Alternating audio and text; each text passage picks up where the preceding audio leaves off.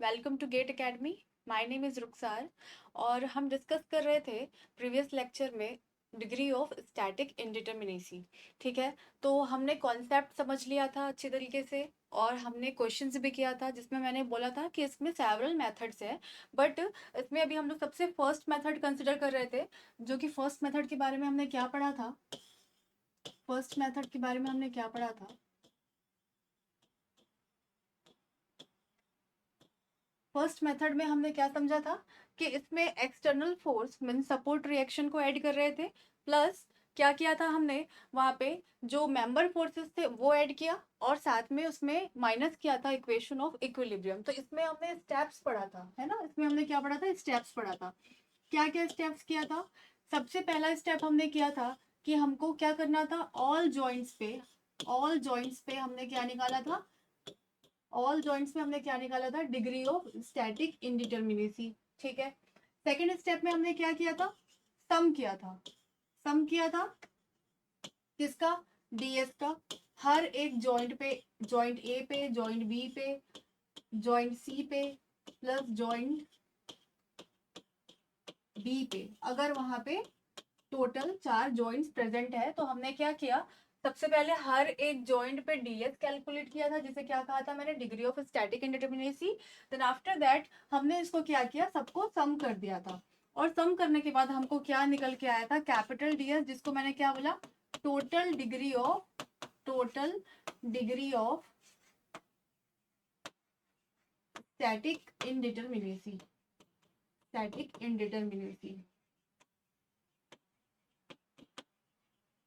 ठीक है, इसके हमने 4-5 एग्जाम्पल्स देखे थे, हमने इसके 4-5 एग्जाम्पल्स भी देखा था। एक बार फिर से हम इसको रिवाइज कर लेते हैं कि हमने क्या क्या चीजें सॉल्व किया था। जैसे कि एक फ्रेम लिया था, ठीक है, इस फ्रेम में क्या किया था हमने, इसके दोनों एंड अगर फिक्स्ड है तो ए, बी, सी और डी, ये इसके जॉइंट्स का मैंने क्या किया, नेमिंग कर दिया। इसके बाद हमने स्मॉल डी एस कैसे निकाला था, सपोर्ट रिएक्शन बताया था मैंने जो कि 3 था, तो 3 प्लस हमने क्या किया था, इसको कंसिडर किया था और इसको क्या किया था, क्रॉस किया था। ठीक है, क्रॉस किया था, तो क्रॉस करने के बाद इसकी जो वैल्यू आई थी वो कितनी निकल के आई थी, 3। क्यों, क्योंकि यहाँ पे जो इक्वेशन ऑफ, यहाँ पे जो मेंबर फोर्सेस जो होता है वो कितना होता है, 3 होता है। माइनस क्या किया था, इक्वेशन ऑफ इक्विलिब्रियम, जो कि इक्वल टू कितना निकल के आया था, 3। ठीक है, इसके बाद जॉइंट बी को क्या किया, हमने कंसिडर किया, तो जॉइंट बी पे भी हमने क्या किया, क्या यहाँ पे कोई सपोर्ट रिएक्शन प्रेजेंट है, नहीं है। तो अगर सपोर्ट रिएक्शन हमको नहीं मिलेगा मतलब हमको यहाँ पे क्या लिखना था, 0।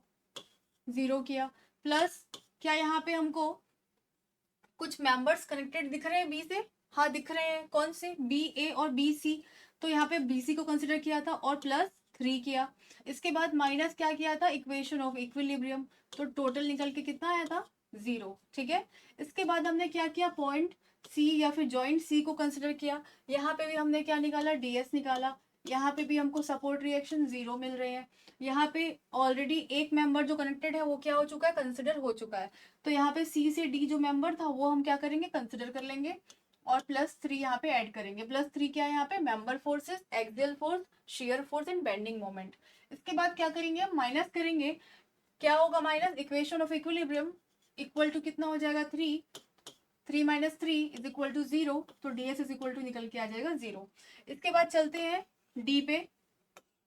डी पे भी हमने कैसे सॉल्व किया था, D S is equal to, यहाँ पे कोई मेंबर जो है वो कनेक्टेड है क्या, है, बट वो क्या हो चुका है, कंसिडर हो चुका है। तो यहाँ पे हम यहाँ पे मेंबर फोर्सेस तो 0 होंगे, बट यहाँ पे सपोर्ट्स पे जो रिएक्शन आ रहा है वो कितना निकल के आता है, यहाँ पे फिक्स्ड पे 3 आता है, तो 3 plus 0 minus equation of equilibrium -3, तो विल बी इक्वल टू 0।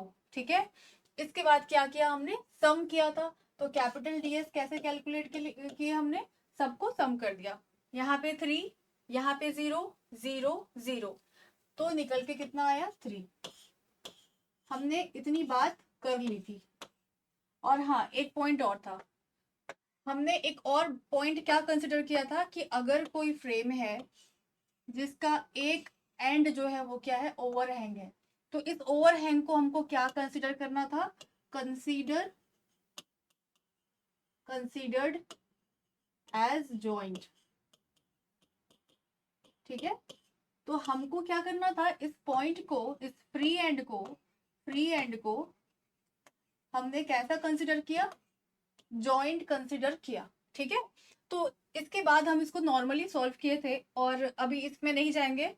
अब नेक्स्ट स्टार्ट करते हैं।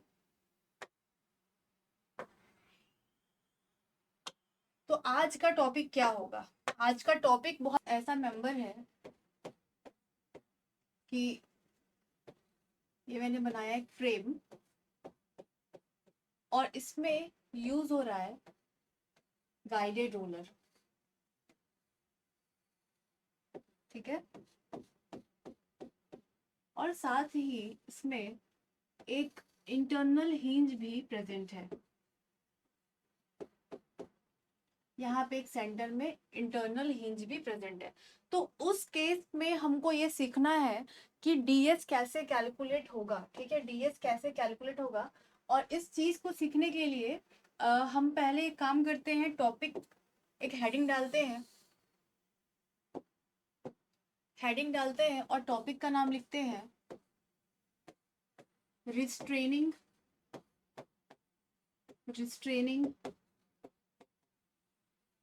मेंबर्स / जॉइंट्स, ठीक है। तो अगर रिस्ट्रेनिंग मेंबर्स या फिर जॉइंट्स अगर यूज हो रहा है तो उस कंडीशन में, इसका मतलब क्या बोल रही हूँ मैं, कि अगर कहीं पे हमको हिंज मिलता है, अगर कहीं पे हम गाइडेड रोलर यूज कर रहे हैं या फिर हम एक रोलर सपोर्ट यूज कर रहे हैं, तो उस कंडीशन में हमको सॉल्व करने के पहले एक कॉन्सेप्ट है जिसको समझना बहुत जरूरी है, ठीक है। इस पे चलते हैं। तो यहाँ पे सबसे पहले एक बात याद रखना, पॉइंट 1 डालेंगे, ठीक है। और थर्ड केस क्या बन सकता है, जॉइंट्स हैविंग रोलर सपोर्ट। अब ये 3 कंडीशन है। अच्छा, अब ये दिखेगा कैसे, मीन्स इसका हम जब सॉल्व करेंगे तो एप्लीकेशन में कैसे समझेंगे कि अगर मान लो ये कोई फ्रेम है और यहाँ से अगर कोई मेंबर्स जो है कनेक्टेड है, ठीक है। तो यहाँ पे सेंटर में क्या होगा, एक हिंज जो है प्रेजेंट है। तो उस कंडीशन में हम पहले सीखेंगे कि यहाँ पे हम क्या एडिशनल इक्वेशंस ऐड करने वाले हैं। अब अगर अगर यहाँ पे और एक और कंडीशन लेके चलते हैं कि अगर यहाँ पे क्या हो, एक गाइडेड रोलर लगा हो, तो एडिशनल इक्वेशंस में क्या चेंजेस आएगा। और ये जो थर्ड पॉइंट है, जॉइंट्स हैविंग रोलर सपोर्ट, तो अगर एक रोलर सपोर्ट लगा हो दो मेंबर्स के बीच में, इसको क्या ऐसे भी शो कर सकते हैं या फिर हम इसको ऐसे भी शो कर सकते हैं, ठीक है। तो इस कंडीशन में यहाँ पे एडिशनल इक्वेशंस कितनी ऐड होगी, ठीक है। तो फर्स्ट पॉइंट लेके चलते हैं हमारा जॉइंट्स हैविंग हिंजेस, ठीक है, जॉइंट्स हैविंग हिंजेस। तो जॉइंट्स हैविंग हिंजेस का हेडिंग डाल लेते हैं, joints having hinges. Joints having hinges में हमको दो कंडीशन देखने को मिलती है। पहली कंडीशन होगी अगर प्लेन स्ट्रक्चर है, मीन्स 2 डायमेंशन में है, और दूसरा क्या होगा, 3 डायमेंशन में। तो याद रखना कि अगर हम 2D में सॉल्व करते हैं तो जॉइंट के कंडीशन में हम एक्स्ट्रा जो इक्वेशंस ऐड करने वाले हैं वो क्या होगा, m-1, ठीक है, m-1। तो यहाँ पे लिख लेते हैं एडिशनल इक्वेशन किसमें, for 2D structure, 2D structure या फिर प्लेन फ्रेम भी बोलते हैं ना, या फिर प्लेन। तो इस केस में कितना निकल के आता है, m-1।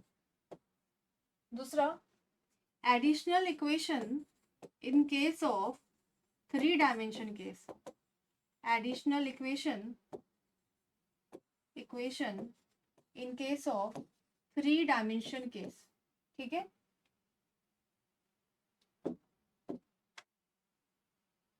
3 dimension case, 3 dimension structure. तो यहाँ पे आएगा 3m-1। अब ये हमको याद नहीं करना है, इस चीज को हमको समझना है कि m-1 ही क्यों ले रहे हैं। यहाँ पे जब 3 डायमेंशन आ रहा है तो 3 डायमेंशन में हमने 3 इंटू m-1 क्यों किया है, ठीक है। तो इसको समझने के लिए हम एक काम करते हैं, हम देखते हैं कि अगर एक मेंबर है, ठीक है, ये मेंबर यहाँ का इसका जो ओरिजिन है वो क्या है, O है, O से A कनेक्टेड है, O से B कनेक्टेड है, C कनेक्टेड है और D कनेक्टेड है। मतलब O जो है वो क्या है, ओरिजिन है, O से क्या है, 4 मेंबर्स कनेक्टेड है, और ये जो O है इसका जो सेंटर है वो कैसा सपोर्ट दे रहा है, वो दे रहा है हिंज, ठीक है, ये क्या है, हिंज है। तो अगर ये हिंज है तो हमको इस बात को समझना होगा कि हिंज के केस में क्या हमको रोटेशन मिलता है, बिल्कुल मिलता है। यहाँ पे रोटेशन जो है ये रोटेट कर सकता है, हिंज जो है वो इसके अपोजिट डायरेक्शन में रिस्ट्रेनमेंट जो है वो प्रोवाइड नहीं करता है। इस चीज को तो हमने बहुत पहले ही पढ़ा था कि अगर कोई हिंज सपोर्ट है तो इसमें जो है रोटेशन हो जाता है। तो यही सेम प्रॉपर्टी जो है यहाँ पे अप्लाई करेंगे कि अगर यहाँ पे जो इसका ओरिजिन है वो एक हिंज है तो हिंज के केस में क्या होगा, इसमें रोटेशन पॉसिबल है। पर अगर यही चीज एक फिक्स्ड होता, अगर इसका सेंटर पोर्शन फिक्स्ड होता या फिर रिजिड होता तो क्या ये रोटेट कर सकता है, A B C D। अगर मैं बोलूं कि ये जो सेंटर है वो क्या है, रिजिड जॉइंट है, रिजिड जॉइंट है, तो क्या ये मेंबर्स आपस में किसी एक मेंबर के रिस्पेक्ट में क्या इसमें रोटेशन आएगा, बिल्कुल नहीं आएगा। क्यों, क्योंकि ये रिजिड जॉइंट है। बट यहाँ पे हिंज के केस में क्या होगा, अगर मैं OA के रिस्पेक्ट में OB OC और OD को रोटेट करने की कोशिश करूं तो ये क्या हो जाएगा, रोटेशन इसमें आएगा। तो इसको एक और डायग्राम से समझते हैं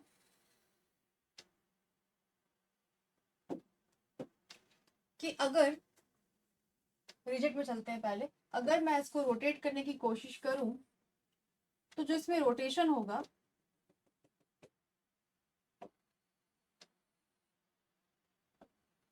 रफ डायग्राम है ये, ठीक है। अगर यहाँ पे O था और ये A मेंबर था तो A अगर A डैश पे आया, ठीक है, B जो मेंबर था वो B डैश पे गया, C मेंबर C डैश पे आया, ठीक है, और जो D मेंबर था वो D डैश पे आया। बट इन सारे मेंबर्स के बीच का जो एंगल था 90 डिग्री वो एज इट इज मेंटेन होगा। अगर यहाँ पे थीटा डिग्री के साथ इसमें मूवमेंट हुई है तो जो मेंबर बी होगा वो भी थीटा डिग्री के ही एंगल से क्या होगा, मूव होगा, ठीक है। अगर सी जो है रोटेट करता है तो थीटा डिग्री के साथ ही मूवमेंट होगी और यहाँ पे भी थीटा ही होगा। मतलब अगर मैं इस एक पर्टिकुलर एक पॉइंट को अगर मैं रोटेट करूं तो उसमें जो मेंबर्स जो होंगे जो कनेक्टेड है उनके बीच का एंगल चेंज नहीं होगा in case of rigid joint, ठीक है। इस बात को बिल्कुल एकदम ध्यान से समझना कि रिजिड जॉइंट के केस में मेंबर्स आपस में एक दूसरे के रिस्पेक्ट में मूव नहीं कर सकते हैं। क्यों, क्योंकि एक रिजिड जॉइंट कैसा जॉइंट होता है, एक फिक्स जॉइंट की तरह होता है जिसमें रोटेशन जो है वो पॉसिबल नहीं है, वो हर तरीके से हमको वहां पे रिस्ट्रेनमेंट या फिर रुकावट जो है वो देता है, ठीक है। But in case of hinge support, ठीक है, हिंज पॉइंट पे अगर यहाँ पे हिंज है तो हिंज के केस में क्या होगा कि अगर मैं इसको रोटेट करने की कोशिश करूं तो यहाँ पे जो मेंबर्स होंगे वो रोटेट करेंगे, ठीक है। जैसे कि मैंने बोला ये O A B C और ये D, A से A डैश पे आया, B जो है B डैश पे गया, C जो है C डैश पे आया और D जो है D डैश पे आया। बट इसका जो एंगल होगा O से लेके A का वो θ1 होगा, B से B डैश के बीच का जो एंगल होगा वो θ2 होगा, C से C डैश θ3 एंड D से D डैश θ4। ठीक है।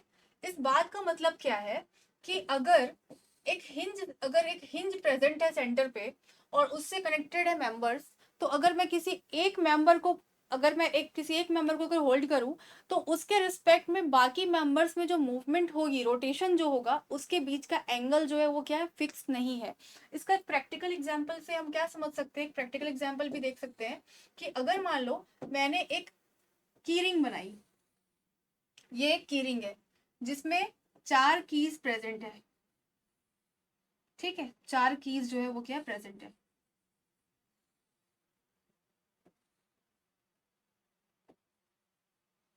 ये एक रफ डायग्राम है फॉर अंडरस्टैंडिंग, ठीक है। ये मैंने बोला सेंटर ओ है, इसमें क्या है, 4 रिंग्स प्रेजेंट है। अब यहाँ पे क्या है, ये एक हिंज पॉइंट है, ये एक हमारा क्या है, हिंज पॉइंट है, और ये ओ ए बी सी और ये डी। तो अगर मैं ओ ए मतलब एक की को मैंने पकड़ा और उसको रोटेट कराने की कोशिश किया बाकी को, तो क्या ये रोटेट नहीं करेगा, बिल्कुल करेगा, ठीक है। और इसके बीच का जो एंगल होगा क्या वो फिक्स्ड होगा, नहीं होगा, वो अपने किसी भी एंगल के साथ क्या कर सकता है, रोटेट कर सकता है। मतलब ओ ए के रिस्पेक्ट में ओ बी ओ सी ओ डी वो क्या करेगा, मूव कर सकता है। बट इस केस में जब हम रिजिड देखे थे, तो रिजिड के केस में क्या हुआ कि यहाँ पे हमको कोई भी मूवमेंट जो है देखने को नहीं मिली। किसके रिस्पेक्ट में, किसी एक मेंबर के रिस्पेक्ट में हमको मूवमेंट देखने को नहीं मिली। बट यहाँ पे हमको क्या मिल रहा है, मूवमेंट देखने को मिल रहा है। और इसके बीच का जो एंगल है, इसके जो बीच का जो एंगल है वो क्या होगा, डिफरेंट होगा, ठीक है, डिफरेंट होगा।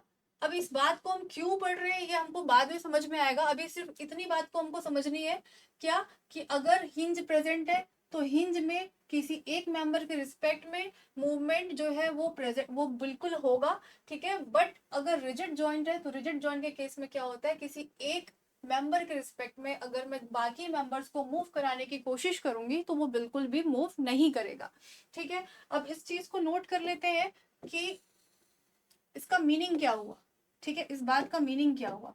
तो if if the joint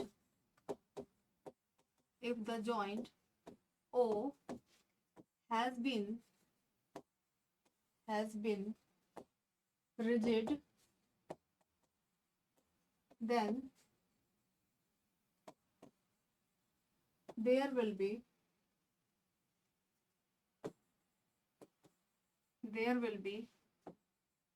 no movement occurs for one member respect to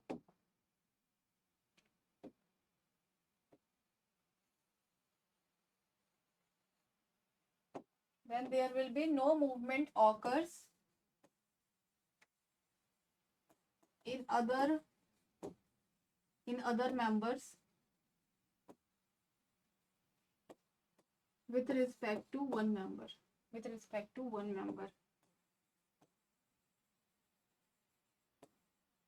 ठीक है। If the joint O has been rigid, then there will no movement occurs in other members with respect to one member, ठीक है। Means एक member के respect में बाकी other members में हमको कोई भी मूवमेंट देखने को नहीं मिलता है। किसमें, अगर क्या हो, जॉइंट क्या हो हमारा, रिजिड हो, जो कि हमने ऊपर देखा। But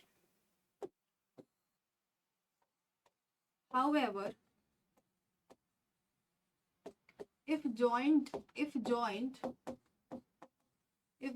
O has been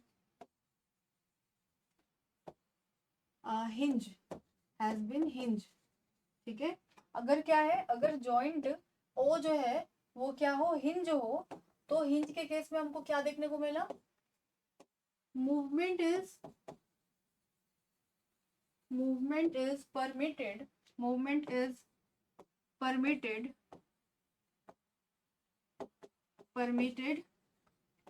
in the members,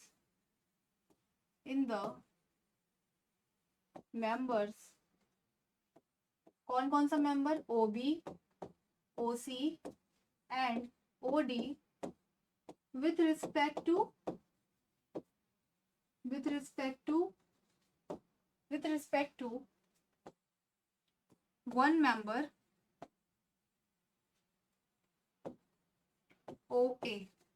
ठीक है, क्या देखा हमने कि अगर एक जॉइंट रिजिड है तो वहां पे मेंबर्स के बीच कोई भी मूवमेंट नहीं होगा, बट अगर वो जॉइंट क्या हो, हिंज हो, देन मूवमेंट इज परमिटेड, मतलब अलाउ है, परमिशन है उसको कि वो क्या कर सकता है, मूव कर सकता है with respect to one member OA।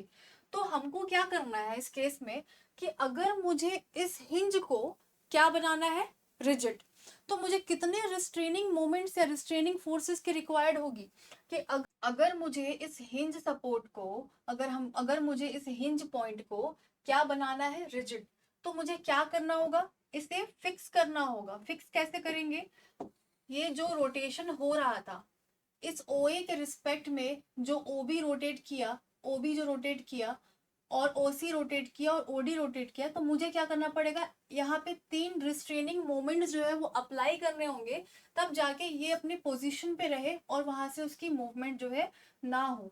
तो मुझे क्या करना पड़ेगा कि अगर एक हिंज को एक रिजिड बनाना है तो उस केस में क्या लिखेंगे हम यहाँ पे, to make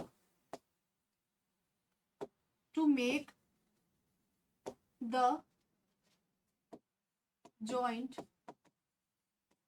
O from hinge to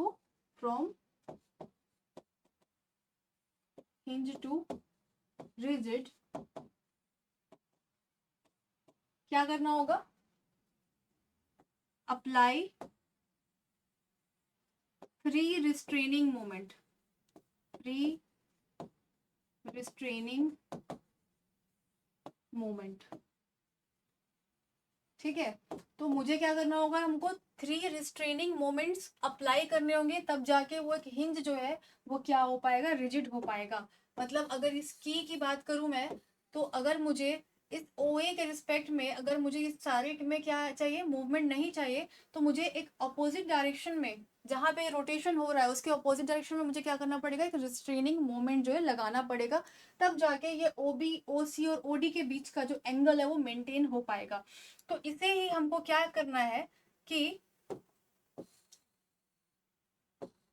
इसे हम और एक तरीके से क्या बोल सकते हैं कि number of additional equations, number of additional equation, additional additional non equation. ठीक है, एडिशनल नॉन इक्वेशन वो कितना निकल के आया, 3। अब ये 3 एडिशनल नॉन इक्वेशन का मतलब क्या, क्योंकि मोमेंट हम प्रोवाइड कर रहे हैं तो मुझे पता होगा कि उसका वैल्यू क्या होगा, इसलिए इसे क्या कह रहे हैं, एडिशनल नॉन इक्वेशन। तो जितने भी एडिशनल नॉन इक्वेशंस आएंगे उसे हमको क्या करना पड़ेगा, लास्ट में इक्वेशन ऑफ इक्विलिब्रियम में ऐड करना होगा। ठीक है, तो अगर मैं इसको एक फॉर्मूले के बेसिस पे देखूं, number of additional non equation यहाँ पे कितना निकल के आया, 3 निकल के आया। तो यहाँ पे अगर मैं बोलूं कि यही अगर 4 मेंबर्स कनेक्टेड थे, है ना, 4 मेंबर्स जब क्या थे, कनेक्टेड थे, ठीक है, 4 मेंबर्स कनेक्टेड थे, तो उसमें हमको एडिशनल नॉन इक्वेशंस कितना निकल के आया, 3। मतलब कि अगर m मेंबर है तो माइनस अगर मैं 1 करूं तो वहां पे कितना आएगा, 4 माइनस 1 इज इक्वल टू 3।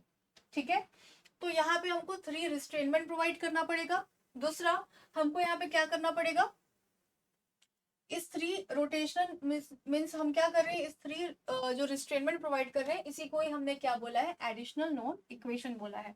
ठीक है, अब इसके बाद यहाँ पे इसको एक फॉर्मूले के टर्म में लिख सकते हैं, if F if M members if F sorry if M members are connected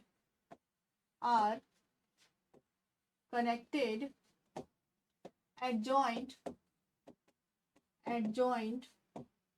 O, hence required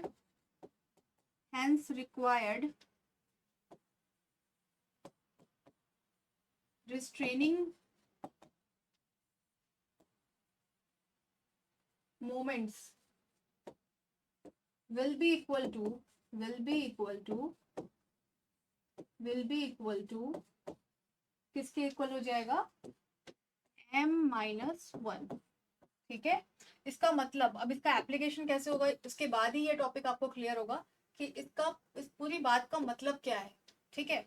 अब पहला, अगर ये एक मेंबर था और बीच में मैंने क्या किया, हिंज किया, मतलब ये O है, सेंटर O से A और O से B कनेक्टेड है, मतलब यहाँ पे इस O से दो मेंबर्स कनेक्टेड है, तो यहाँ पे एडिशनल इक्वेशन क्या आएगा, एडिशनल इक्वेशन क्या आएगा, एडिशनल इक्वेशन क्या आएगा, फॉर्मूला क्या होता है, m-1, तो क्या हो जाएगा यहाँ पे 2 - 1 इज इक्वल टू 1, ठीक।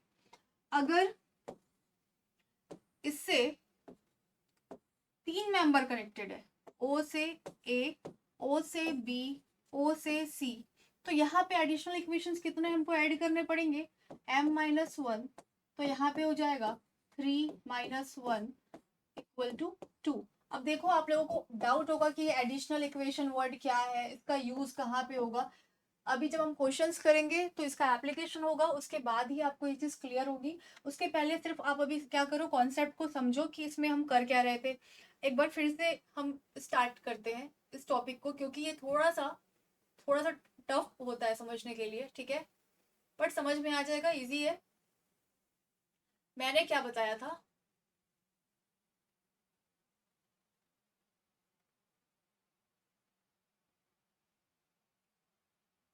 देखो हम स्टार्ट किए थे यहाँ से, ठीक है।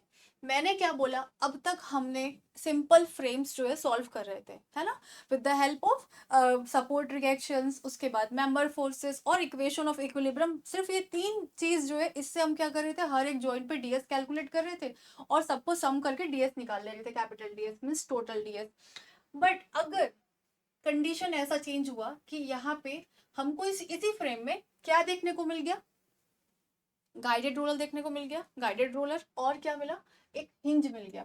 तो इस केस में हमको फिर जब हम सॉल्व करेंगे ये जॉइंट, तो उस कंडीशन में हमको कैसे उसको डील करना है, हमको ये सीखना है। तो वो उसको समझने के लिए मैंने क्या बताया पहले, कि रिस्ट्रेनिंग मेंबर्स या फिर जॉइंट्स क्या होता है। तो वो जो कंडीशन है वो कितने टाइप के हो सकते हैं, तीन कंडीशन बन सकते हैं। पहला, कि अगर जॉइंट में क्या है, हिंज लगाओ, हिंज लगाओ मतलब सेंटर में क्या हो, हिंज प्रेजेंट हो। दूसरा क्या, अगर जॉइंट में क्या हो, गाइडेड रोलर हो, ठीक है। और तीसरा क्या बताया, अगर जॉइंट में क्या है, रोलर लगाओ, मीन्स ऐसा दिखेगा ये, ठीक है। तो उस कंडीशन में हमको जब सॉल्व करेंगे, तो फिर मैंने बताया कि जॉइंट्स हैविंग हिंज में दो कंडीशन है। पहला क्या, अगर 2 डायमेंशन है तब, और दूसरा क्या बताया, अगर 3 डायमेंशन है तब। तो 2 डायमेंशन के केस में हमने क्या किया था, कंपेयर किया था कि अगर चार मेंबर कनेक्टेड है और ओरिजिन क्या है, ओ है, और अगर ये ओरिजिन ओ है तो हिंज के केस में कैसा बनेगा, और अगर ओरिजिन क्या है, रिजिड है, तो रिजिड के केस में कैसा बनेगा। हमको सिर्फ रिजिड से इसको कंपेयर करके एडिशनल इक्वेशन निकालना है, सिर्फ इतना ही समझना है। रिजिड का यहाँ पे हमने यूज क्या किया, क्योंकि हमको सिर्फ कंपेयर करना था कि हिंज में क्या एडिशनल इक्वेशंस ऐड हो रहे हैं, इसलिए मैंने यहाँ पे हिंज को बनाया है। इसके अलावा हिंज यहाँ पे इसका और कोई काम नहीं है, ठीक है। अब ठीक है, अब देखते हैं। जब मैंने बताया कि O से A, O से B, O से C, O से D जब रिजिड जॉइंट से कनेक्टेड होगा, तो इनके बीच के जो एंगल्स है वो कैसे होंगे, 90 डिग्रीज होंगे, ठीक है, 90 डिग्रीज होंगे। यहाँ पे भी 90 डिग्री, यहाँ पे भी 90 डिग्री। अब अगर 90 डिग्री हो, तो अगर मैं इस पॉइंट को ऐसे रोटेट करूं, तो इसके बीच का जो 90 डिग्री का जो एंगल है वो कभी भी चेंज नहीं होगा in case of rigid jointed frame, ठीक है। तो यहाँ पे मैंने क्या बताया कि मैंने इसको किया रोटेट, तो रोटेट करने पे क्या हुआ, मेंबर जो है वो एक दूसरे के रिस्पेक्ट में अपना एंगल चेंज नहीं कर रहे हैं, बल्कि थीटा जो है वो सबके कंडीशन में क्या है, सेम है। तो यहाँ पे क्या हुआ, रिजिड में हमको कोई मूवमेंट देखने को नहीं मिली किसी भी मेंबर के रिस्पेक्ट में बाकी मेंबर्स में। बट अगर मैंने बोला कि हिंज लगाओ, हिंज लगाओ, तो हिंज जो ऐसा जॉइंट होता है जो मोमेंट को रोक नहीं पाता है, ठीक है, मोमेंट्स को रोक नहीं पाता है। अगर मैंने वहां पे कोई रोटेशन दिया तो वो रोटेट हो जाएगा। तो यहाँ पे क्या बोला मैंने, अगर यहाँ पे मैंने कोई मूवमेंट दिया, तो ये जो एंगल था ओ ए, जो है ओ ए डैश पे पहुंचा, और जब ओ बी डैश पे पहुंचा, तो इसके बीच का जो एंगल्स था, देखो थीटा 1 हुआ, यहाँ पे थीटा 2 हुआ, यहाँ पे थीटा 3 हुआ, थीटा 4 हुआ। हो सकता है 20 डिग्री हो, 40 डिग्री हो, 60 डिग्री हो, और ये क्या हो सकता है 20 डिग्री हो, ऐसा हो सकता है। बट यहाँ पे जो एंगल्स है वो क्या होंगे, डिफरेंट होंगे। अब इस केस को मैंने समझाने के लिए एक एग्जाम्पल क्या दिया था, की का, ठीक है, एक एग्जाम्पल क्या दिया, की रिंग का,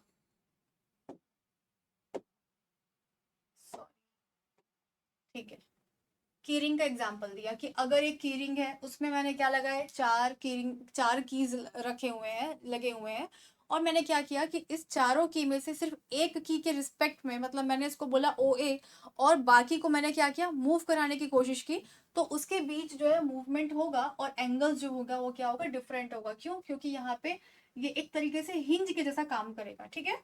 यही बात हमने यहाँ पे लिखा है कि if the joint O has been rigid, then there will no movement occur in other members with respect to one member OA, ठीक है।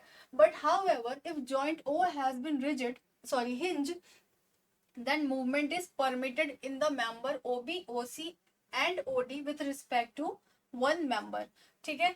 तो to make the joint O from hinge to rigid, मुझे क्या बनाना है, अपने joint को hinge से rigid अगर बनाना होगा तो मुझे क्या करना पड़ेगा, यहाँ पे जो एडिशनली हमको तीन रिस्ट्रेनमेंट जो मूवमेंट्स है उसको रोकने के लिए हमको क्या करना पड़ेगा, रिस्ट्रेनिंग मोमेंट्स जो है लगाने पड़ेंगे।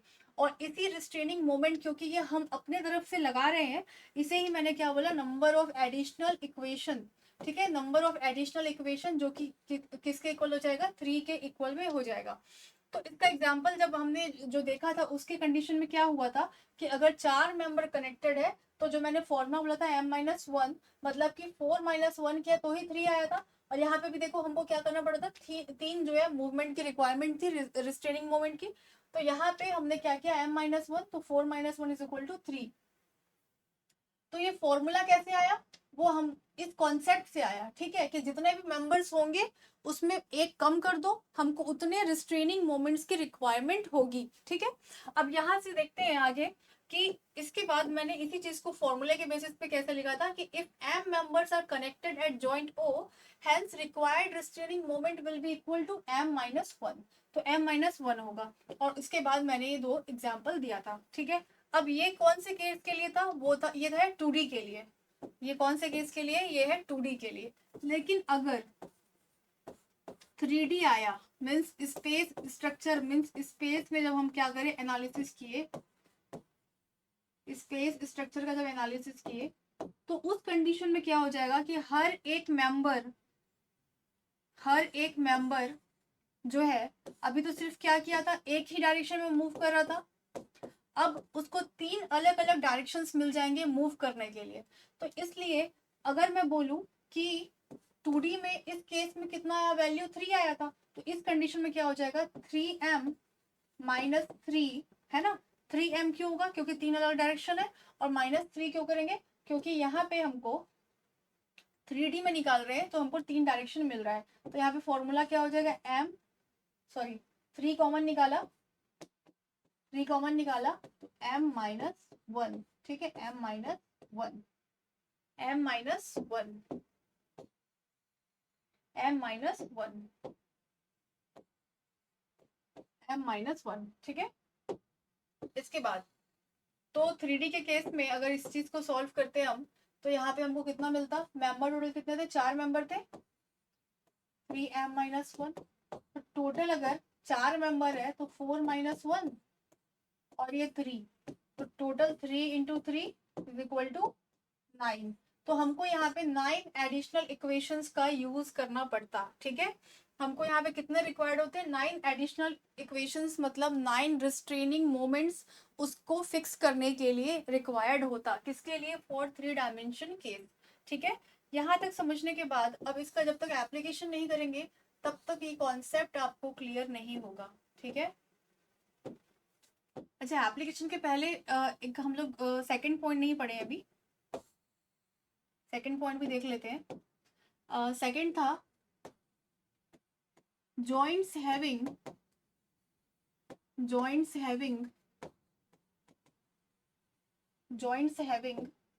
गाइडेड रोलर, ठीक है, गाइडेड रोलर, इस चीज को आप लोग नोट कर लेना, ठीक है। Joints having guided roller. Guided roller के बारे में हम स्टार्टिंग में इंट्रोडक्शन के चैप्टर्स में बहुत अच्छे से पढ़े हैं कि गाइडेड रोलर दिखता कैसा है, मैंने बनाया था, ठीक है। ये एक मेंबर से कनेक्टेड है, ठीक है, ये ऐसा गाइडेड रोलर है। अब मान के चलो ये एक फ्रेम, सॉरी,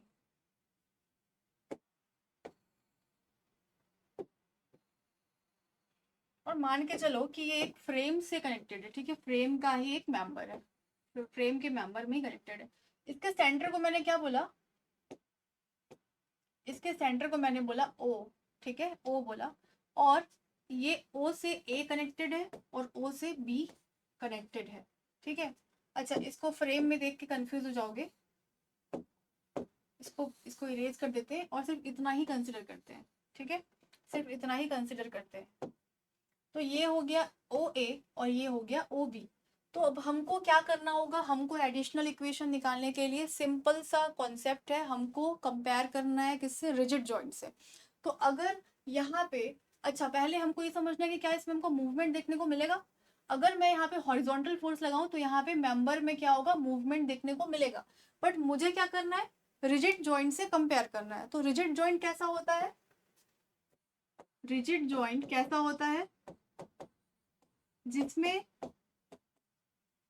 ना तो वो हॉरिजॉन्टली मूव करेगा, ना ही वर्टिकली मूव करेगा, ना ही उसमें रोटेशन आएगा। मतलब हमको यहाँ पे तीन जो है, तीन तरीके से हमको रिस्ट्रेनिंग मिलता है। बट इस कंडीशन में हमको क्या देखने को मिल रहा है कि वर्टिकल ये मूव कर सकता है क्या, वर्टिकल तो ये मूवमेंट मूव कभी नहीं करता, ना ही इसमें मूवमेंट आएगा। बट यहाँ पे एक हॉरिजॉन्टल डायरेक्शन में एक मूवमेंट जो है वो देखने को मिल रहा है। मीन्स जो हॉरिजॉन्टल डायरेक्शन में जो यहाँ पे ये जो मेंबर्स है वो क्या कर सकते हैं, मूव कर सकते हैं हॉरिजॉन्टल डायरेक्शन में।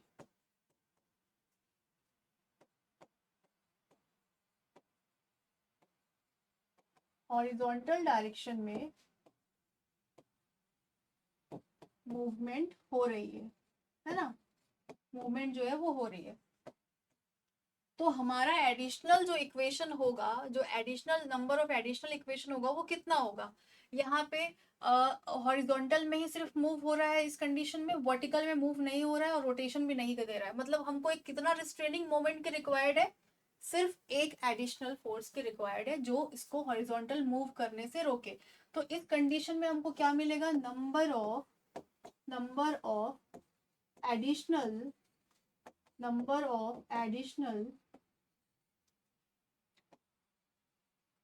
रिस्ट्रेनिंग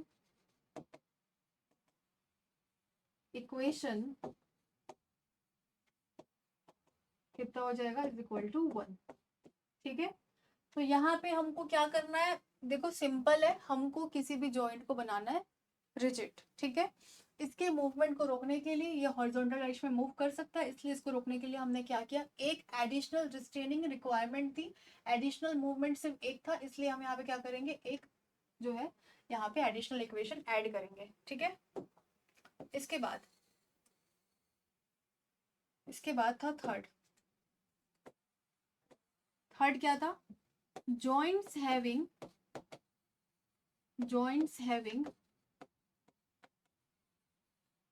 रोलर,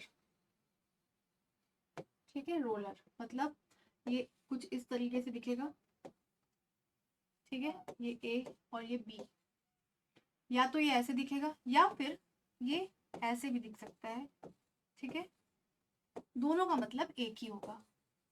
अब यहाँ पे देखते हैं, यहाँ पे मूवमेंट कौन कौन से डायरेक्शन में हो रहा है। तो यहाँ पे ये इस डायरेक्शन में जा सकता है और इसमें क्या आ सकता है, रोटेशन आ सकता है, बट वर्टिकल डायरेक्शन में जो है वो नहीं जाएगा। तो हमको इस दो मूवमेंट को क्या करना है, रोकना है, ताकि ये जॉइंट क्या बन जाए, रिजिड। तो यहाँ पे नंबर ऑफ एडिशनल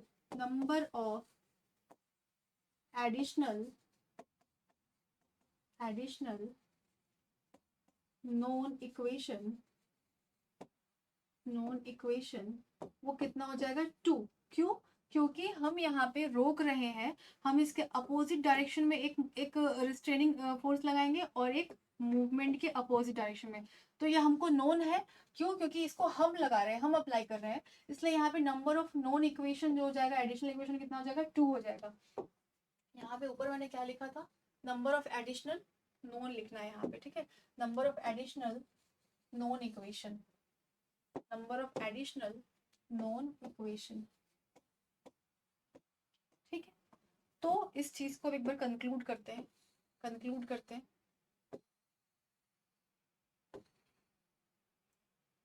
कौन कौन सा केस देखा? पहला केस देखा कि जब हिंज था, जब हिंज था, 4 मेंबर्स कनेक्टेड थे। फॉर्मूला क्या बताया 2D के केस में? नंबर ऑफ एडिशनल इक्वेशन का लिख देती हूँ ऊपर, number of additional non equation का 2D, और ये 3D के केस में था। क्या बताया था? m-1, 4 मेंबर है तो 4 में से एक गया, तो इसके लिए कितना बन जाएगा? 3 नंबर ऑफ एडिशनल इक्वेशन की वैल्यू आ रही है, ठीक है। और 3D के केस में क्या फॉर्मूला बताया मैंने? 3m-1, ठीक है। तो यहाँ पे कितना निकल के आया था हमारा? 9 आया था। अब अगर यहाँ पे 3 मेंबर्स कनेक्टेड है, बीच में क्या है? हिंज है। हिंज के केस में बता रही हूँ, ठीक है। A-B-C, यहाँ पे भी क्या करेंगे हम? m-1 करेंगे, तो 3 - 1 किया तो कितना निकल के आया? 2, ठीक है। और यहाँ पे कितना हो जाएगा? 3m-1 का फॉर्मूला लगाया तो यहाँ पे हो जाएगा 6, ठीक है। 2 होगा, 2 × 3 6। इसके बाद क्या? अगर सिर्फ और सिर्फ 2 ही मेंबर कनेक्टेड है ना, A और ये हो गया B, तो इस केस में m-1 का फॉर्मूला अप्लाई करेंगे, तो 2 - 1 1। यहाँ पे कितना होगा? एक एडिशनल नोन इक्वेशन जो है यहाँ पे आएगा। बट इस 3D के केस में कितना निकल के आएगा? 3m-1 इक्वल टू 3 हो जाएगा, ठीक है। 1 2 यहाँ पे वैल्यू पुट करोगे, 2 2 - 1 1 1 × 3 इज इक्वल टू 3। अब ये तो देख लिया था हिंज का केस। इसके बाद क्या देखा हमने? Guided ruler. गाइडेड रूलर ऐसे भी हो सकता है वर्टिकल डायरेक्शन में, या फिर हॉरिजॉन्टल डायरेक्शन में भी हो सकता है, ठीक है।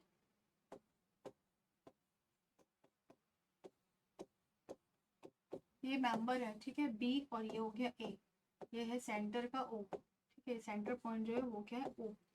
तो इस केस में हमने नंबर ऑफ एडिशनल इक्वेशन कितना देखा? इस केस में हमने नंबर ऑफ एडिशनल इक्वेशन कितना देखा?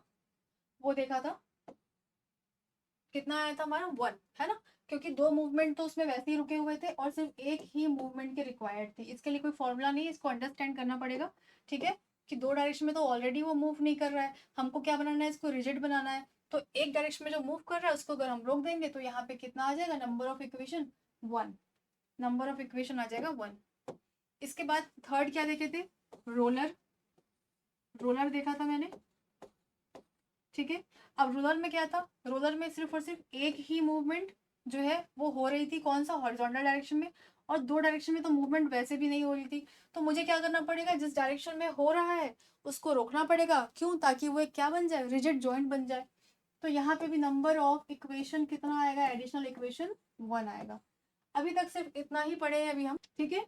तो यहाँ तक हमने देख लिया है, और इसके बाद इसका एप्लीकेशन हम नेक्स्ट क्लास में करेंगे, ठीक है। आज के लिए इतना ही करते हैं, फिर नेक्स्ट क्लास में इसके ऊपर हम क्या करेंगे? क्वेश्चन सॉल्व करेंगे।